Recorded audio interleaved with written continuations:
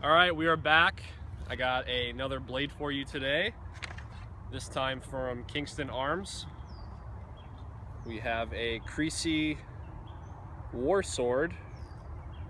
Notice the red leather grip with the horizontal lines to keep the blade secure in your hand. The grip swells in the middle of the palm toward the pinky and the pommel. It tapers down. We have a peened pommel. As you can see, it's been hammered and obviously peened together. The grip fills the hand. As you can see, full grip right there on either side. The cross guard is somewhat short in comparison to some other like two-handed long swords. It's quite long, but for a one-handed sword it's just fine. You can see it covers from the wrist and then about an inch to an inch and a half from the actual knuckle lining. So if the blade was to, if you had a blade that was to slide down or something to ricochet off of it, a different weapon, you have that coverage on there. The scabbard, we have a red leather scabbard that matches the handle, as you can see.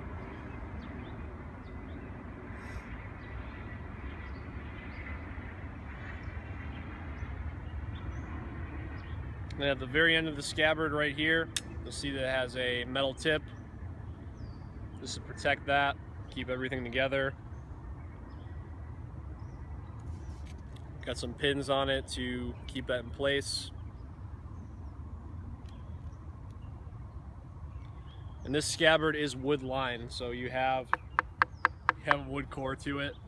So if you ever have bad luck, you can always knock on it.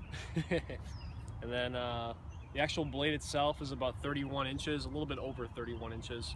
It's double edged. We'll look to get it in the frame as much as possible. Sometimes when you're filming with an iPhone, you gotta be a little bit creative to get everything in the frame. So let's take a look at it up close.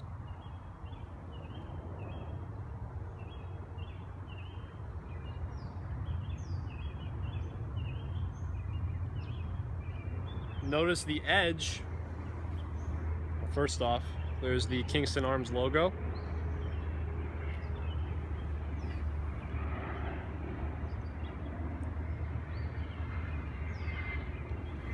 It's double edged. We'll see that it comes out very wide actually. That was one of the first things I noticed on this blade. The edge is very pronounced. It's not razor sharp. I wouldn't call this razor sharp. It's sharp, that's for sure. But it's enough to cut paper, and we're gonna do some cut testing with it. We'll see what we got with it, but just from first look, first opinion on it, this is gonna be more of something that would, it's gonna serve you well for slashing, which we're gonna prove that in a minute. It's got a lot of weight to it. You got 2.5 pounds of steel in your hand with this. You got a lot of range, as you can see from the ground to my hip. That's the full length of it. So the really good thing, let me put the scabbard down. The really good thing about these medieval arming swords, no matter where they're from, as long as they're properly balanced and you have a good steel quality, is they cover you from head to knee, and then from your knee all the way up to your head. You'll see that these big slashes, you got a lot of steel coverage, and since we don't wear armor anymore, you're gonna want it.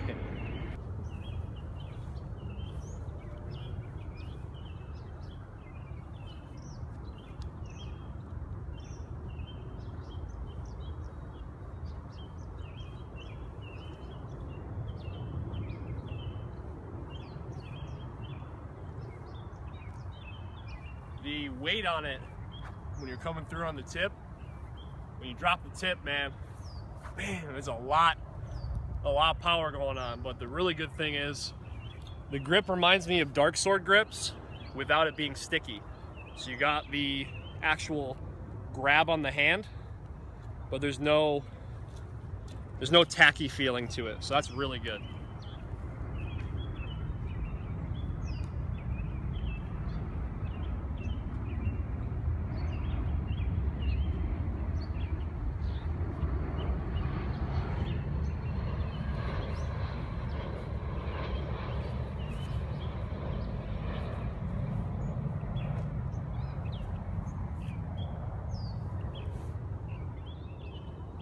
A little far from the guard.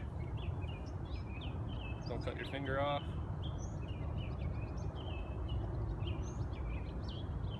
Good thing the handle's sticky, so then my hand isn't gonna slide from the sweat and then cut my finger off, and then I can't do blade reviews anymore. Jeez. We're gonna find it. There we go. So quite far from the guard. That's when the slashing, the bigger slashes, tighter slashes are good with it. You can still manipulate it just fine. But those bigger slashes are going to have so much coverage that it's kind of hard to miss that. So I would recommend this for more slashing than thrusting. Direct thrusting, yeah, you can do that. I wouldn't do really advanced manipulations with this. It's just too heavy, especially you got to fight let's say 6 people. You're going to want to go direct. You want to be able to slash that, boom, and then be able to cover your flanks and come back to a position of advantage. No point in coming to a position of disadvantage. No point in having a weapon that doesn't have a little bit of weight to it to crush your enemies. So now we're going to go into the cutting. We got some tatami mats. Let's see how the edge is. Let's see how it handles, and let's do it.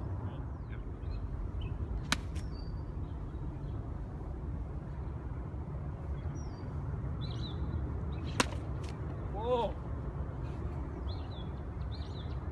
I hit it too high up. Still cut.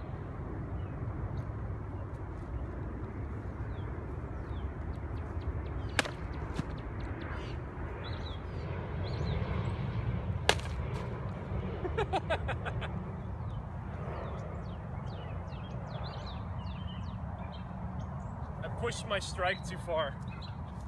And I think from soaking these overnight, it didn't go all the way through with the water. So we're gonna do what we can with this.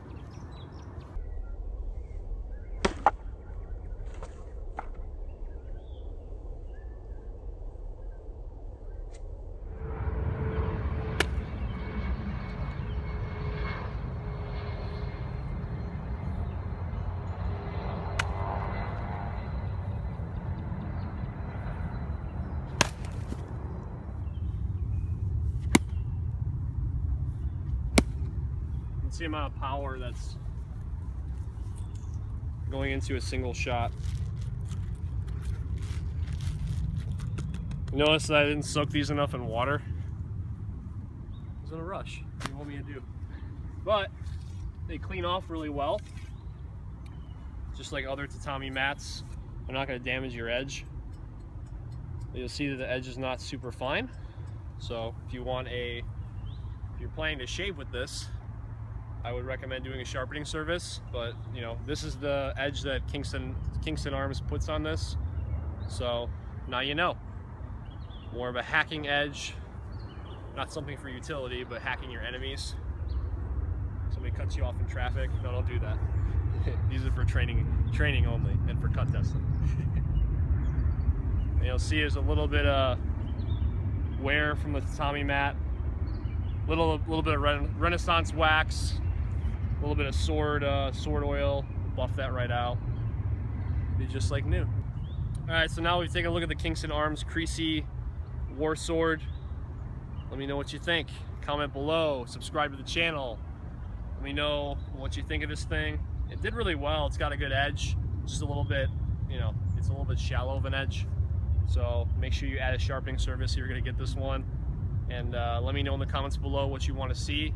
Coming up at the end of this month, I will be in South Dakota. I will be in the Badlands. I'll be bringing a few blades with me, and we will be able to see the adventures that guys that I train with and I are going to be getting into.